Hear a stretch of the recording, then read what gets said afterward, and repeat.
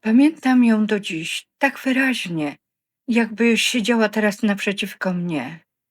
Dziewczyna o zielonych oczach, które wyglądały jakby kiedyś musiały błyszczeć, ale od dawna już gasły.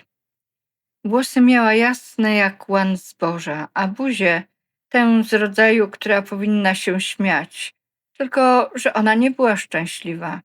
Spotkałam ją pewnego dnia w szkolnej kantynie, kiedy wraz z moją siostrą wybrałyśmy się na lunch.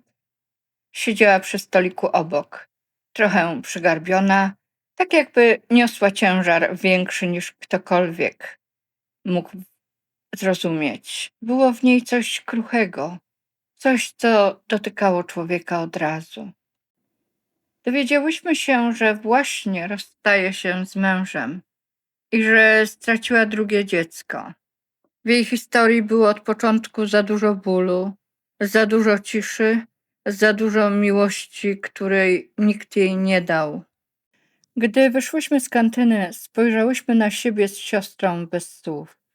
Wiedziałyśmy obie, że tej dziewczynie trzeba zrobić miejsce, że trzeba ją przygarnąć, tak po prostu, jak przygarnia się kogoś, kto samotnie stoi na wietrze.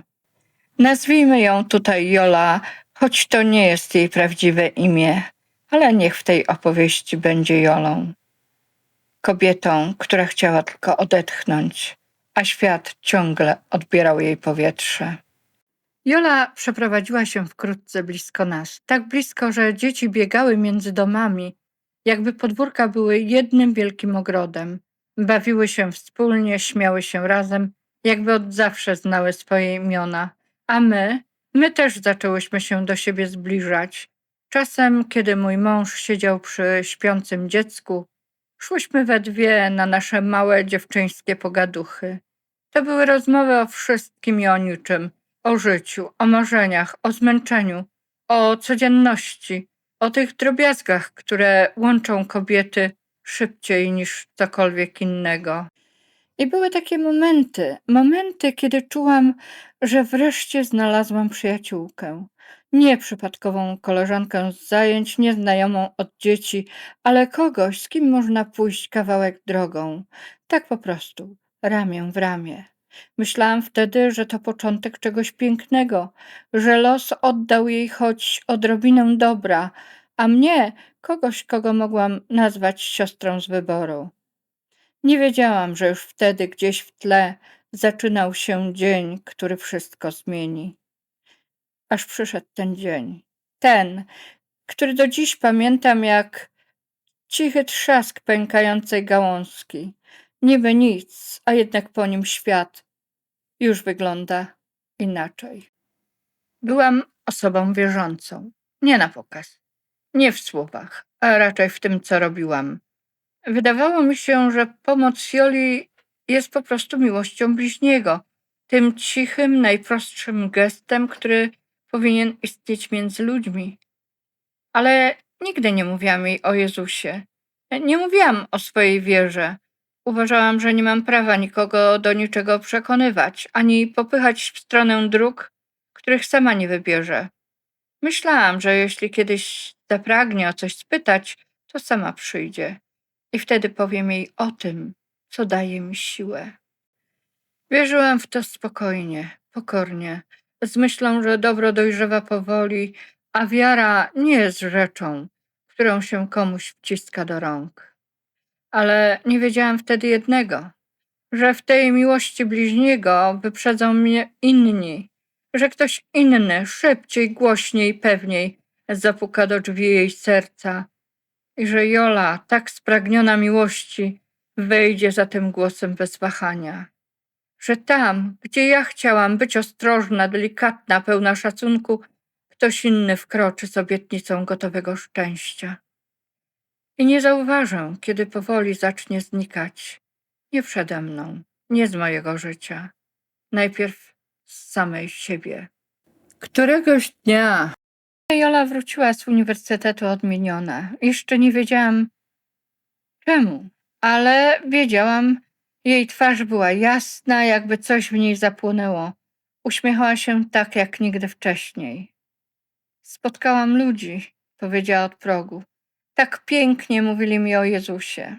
I opowiadała dalej, szybko, zachwycona, rozpromieniona, jakby odkryła skarb, którego całe życie szukała, o przyjaźni, którą jej obiecano, o lepszym życiu, o miłości, która, jak mówiła, wreszcie do niej przyszła. Słuchałam jej w milczeniu, z uśmiechem, bo co miałam zrobić? Nie byłam zazdrosna, po prostu nie wiedziałam jeszcze, że już wtedy zaczynałam ją tracić. Rozmowy, które kiedyś były nasze, zwyczajne, ciepłe, prawdziwe, zniknęły. Zamiast nich pojawiły się ochy i achy nad nowymi przyjaciółmi, nad tym, jak dużo jej obiecali, jak pięknie mówili o Jezusie. Jola była jak ktoś, kto znalazł bramę do raju i nie chce już wracać na ziemię. Chciałabym, żebyś była tak szczęśliwa jak ja, powiedziała pewnego dnia, obejmując mnie ramieniem. Czy chcesz? Powiedz mi, przyjaciółko, chcesz być tak szczęśliwa jak ja? Patrzyłam na nią, na tę drżącą od emocji dziewczynę i odpowiedziałam spokojnie, ależ Jolu, ja już jestem szczęśliwa, mam swoją wiarę, mam swojego Boga i też wierzę w to, o czym mówisz. Chciałam być delikatna, nie chciałam zabierać jej tej nowej radości. Chciałam jej tylko powiedzieć prawdę, że dobro można nieść po cichu, bez deklaracji. Ale te słowa jej nie dotknęły, jakby nie mogła ich usłyszeć. Nie możesz być szczęśliwa, odpowiedziała, jeśli nie jesteś jedną z nas. A potem przyszła ta chwila, którą pamiętam tak wyraźnie, że aż boli. Drżała. Cała jej sylwetka drżała jak liść na wietrze. Powtarzała pytanie raz, drugi, trzeci. Nie wiem, komu odpowiadała, mnie, sobie, czy komuś, kto patrzył na nią zza kulis. A kiedy wszystko ucichło, otworzyła drzwi. Wyjdź, powiedziała. Nam nie wolno przyjaźnić się z czarnymi owcami. I to był koniec.